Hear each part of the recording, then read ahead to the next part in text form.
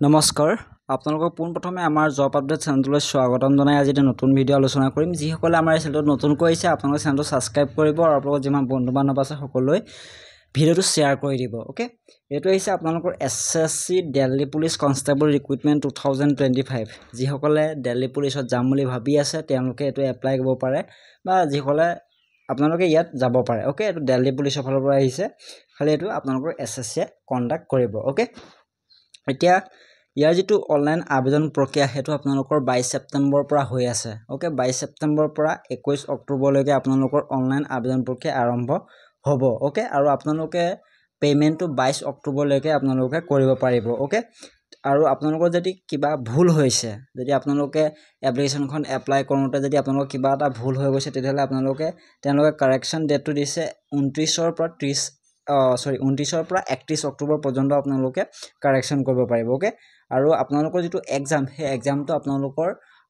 2026 চনৰ জানুৱাৰী মাহত আপোনালোকৰ আৰম্ভ হ'ব ওকে তাৰ পিছত যিসকলে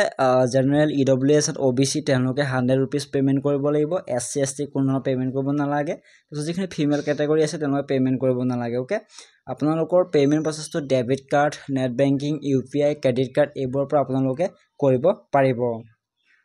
আৰু যদি আমি চাও বয়সৰ সময়সীমা আপোনালোকৰ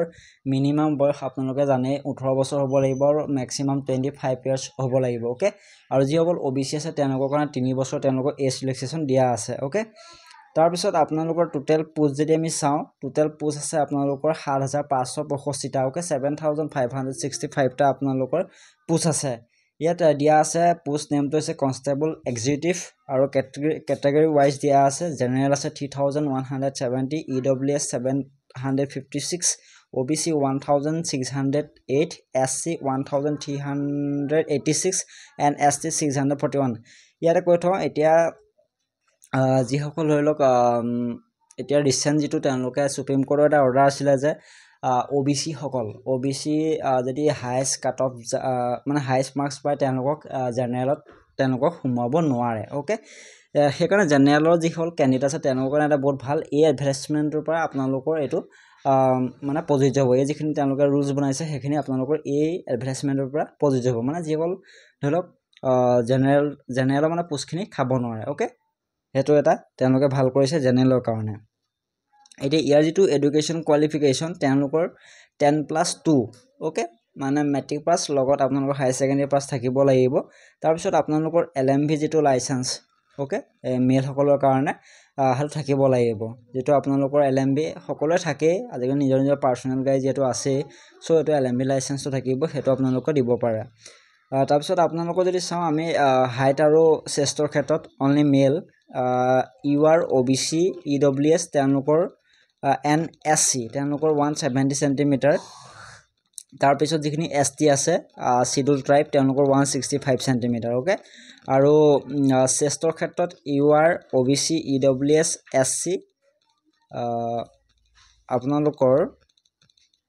ইয়াত আপোনালোকৰ যেটো চেষ্টটো আপোনালোকৰ 81 to 85 সেন্টিমিটাৰ লাগিব ওকে আৰু আপোনালোকৰ যেটো এসটি আছে তেওঁলোকৰ 76 to 80 সেন্টিমিটাৰ হ'ব লাগিব